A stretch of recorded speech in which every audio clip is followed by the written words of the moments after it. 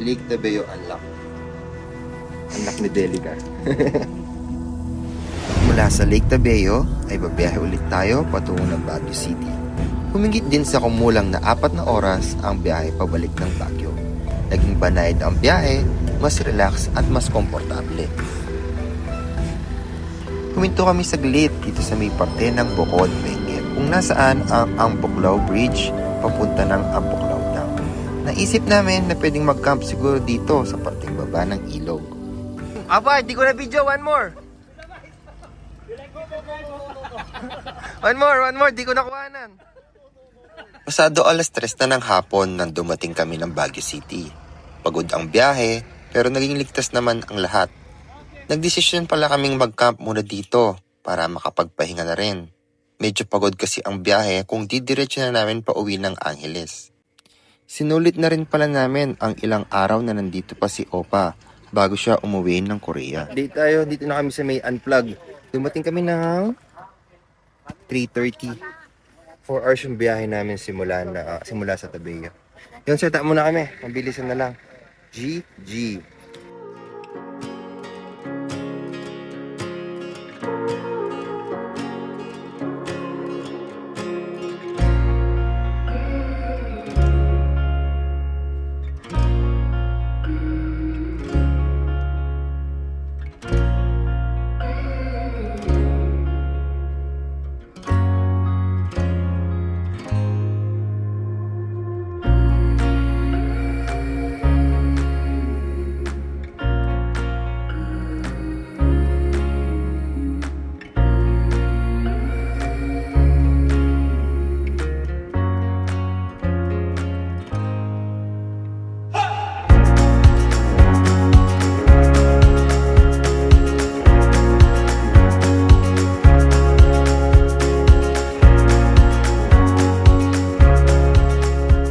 Anong oras na dito doon eh?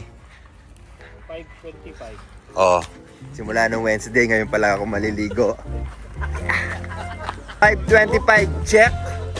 Ligo! I'm so proud. Bye guys. Time check po. Nakaligo na rin pala ako. Bali 6 o'clock na. So, ayun. Luluto lang si Mick tapos dinner. Sa agang pahinga. Nasagad ako sa biyahe sa may Tabeo. Non-stop yung zigzag. Simula pagbaba mo. Straight yun. Siguro mga 4 hours non-stop. Zigzag yung Kaya yung mga may plan na magpunta ng Tabeo, dapat condition yung driver, condition yung sasakyan. Yun lang naman. O yun, balikan ko kayo pagkakain na kami.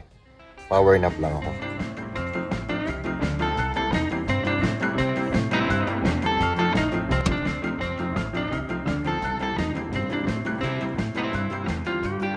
Yung power nap lang dapat ay naging diretsyo na hanggang umaga. Dala na rin siguro ang sobrang pagod sa biyahe tapos nag-set up pa ulit dito sa campsite. Maaga pala akong nagising, kabawi ulit ng lakas para sa isang araw na puno ng pasasalamat at puno ng biyaya.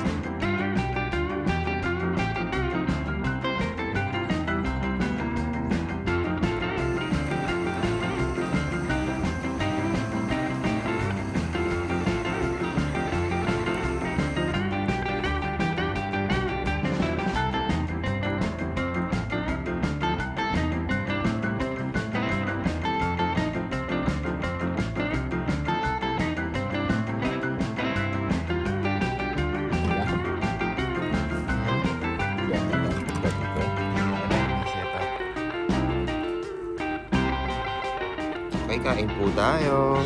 Ganyan ang ginagawa namin. Kain. Let's eat. Aw.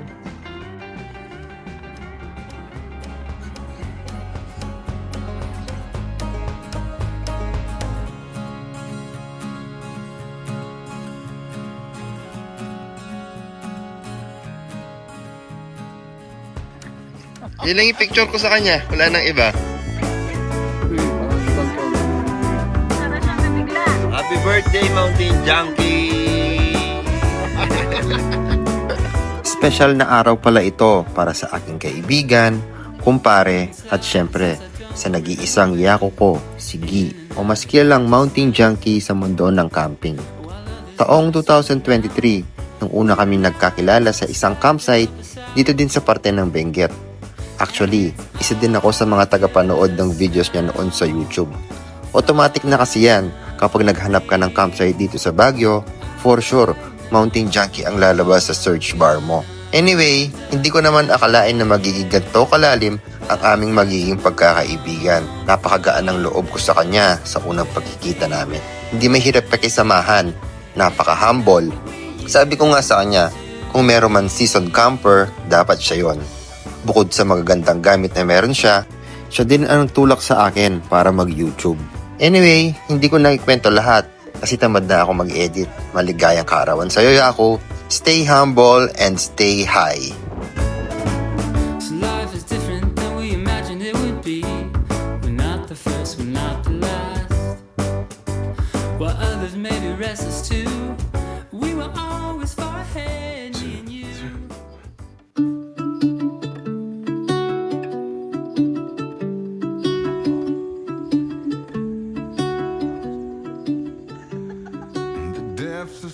Opa, hanap kahoy. Opa, hanap kahoy? Kahoy. Kasi malakas siyang magkahoy. Kaya, opa, hanap kahoy. Opa, kahoy. Diba? Mamaya, mamaya. Laki. Walang masakit likod mamaya, na. Bibenta ko na lang mamaya, 200. Bibenta ko to mamaya. Sorry, Ma'am Rain. Business is business. Ang dami na tayo. Pambili lang po ng bigas.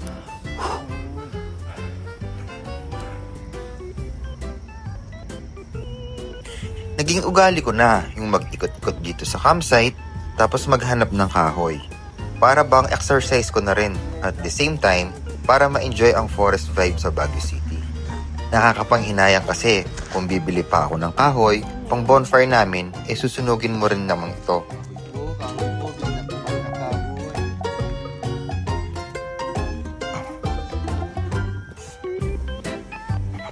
So ayun mga chong, mga chang. Nakadami na kami ng kahoy. Ayun. Siguro pag binili mo to mga 300, 250. Opa, dito. Opa, yan. High grounds. Punong-puno yung campsite, oh. Hanggang sa dulo may mga campers. Yeah. Kabatch pala ni Mick to.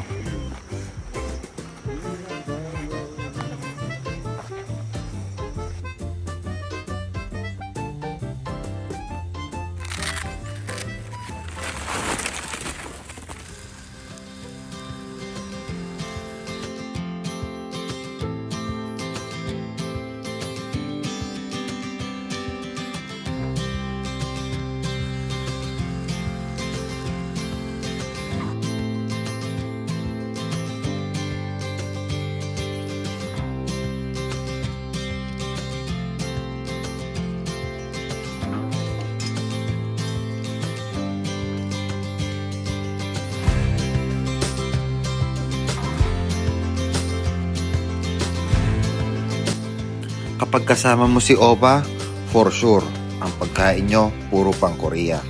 Mapa-breakfast, lunch, and dinner, ay naku, iisa lang ang itsura. Orange lahat.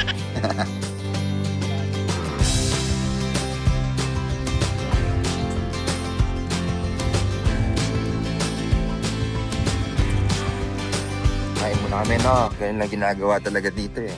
Kain, tulog.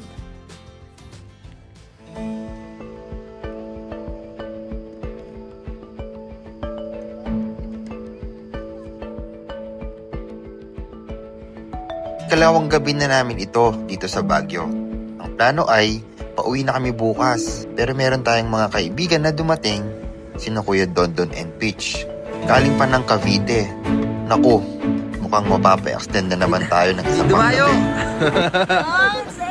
Hello! Ting pala sina Kuya Dondon and Peach. Mulat nga din ako. Galing pa sila ng Cavite.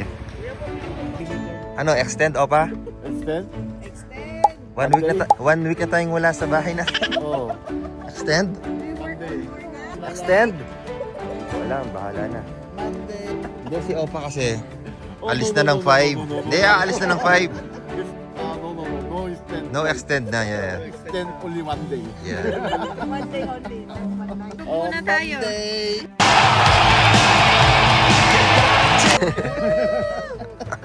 Okay, extend tayo hanggang bukas.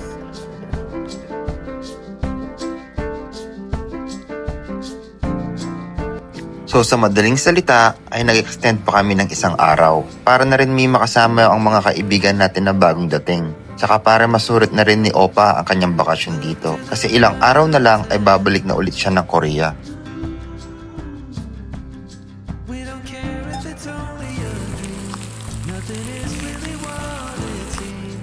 Naghanda na rin kami ng pagkain natin para ngayong gabi.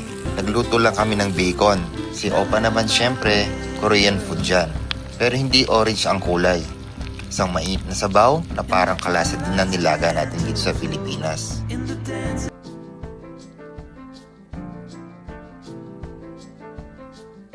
Opa, ano kasing tawag dito? Galbitang. Galbitang. Kal or gal? Kal. Kal. Kal. Okay guys, G. kalbitang. 갈비탕, yes. Yeah. Rib. 갈비 Ribs. Oh, this one is 고추장 불고기. yeah, my favorite. Gochujang bulgogi. Everything favorite.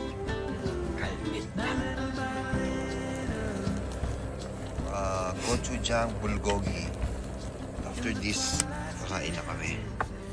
Doon.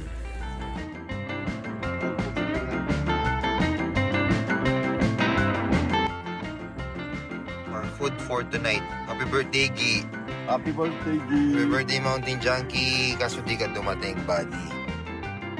Kakain muna kami. Sila Kuya Don, papunta na. Kain na rin. Okay? Kuya Don, kain tayo. Tara. Pangalawang gabi na namin dito. At sina Kuya Don naman ay unang gabi nila. Pagod sila sa biyahe, kaya hindi na namin sila hinayaang magluto. Inimbitahan at pinaghanda na lang namin sila ng simpleng hapunan.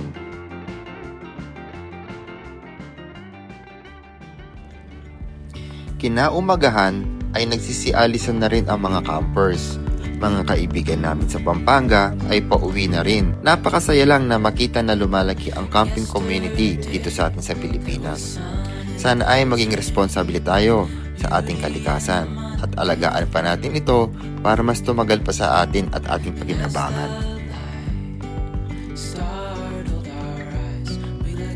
Masarap mag-camping, lalo na pag bago ang napupuntahan mo. Bagong experience, bagong adventures. Pero parang napahaba ata ang aming camping ngayon. Umabot kami ng almost 1 week sa daan. Mamimiss mo yung lambot ng kama mo, yung bang komportable kang matulog.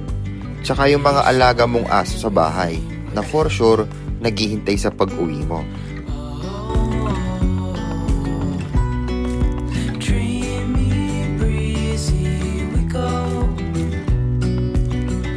Ito guys, ito si Opa. Uuwi na sa Korea. Uwi na tayo. Uwi na siya sa Feb 5. Sure na. Sure na, Opa? Sure na.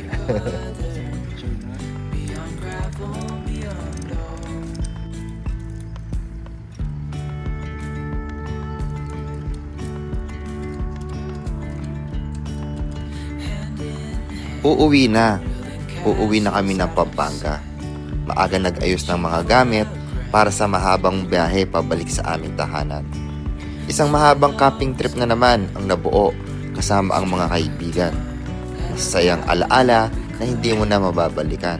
At para sa aming nag-iisang Opa, Mr. Lee, mag-iingat palagi pag uwi mo ng Korea.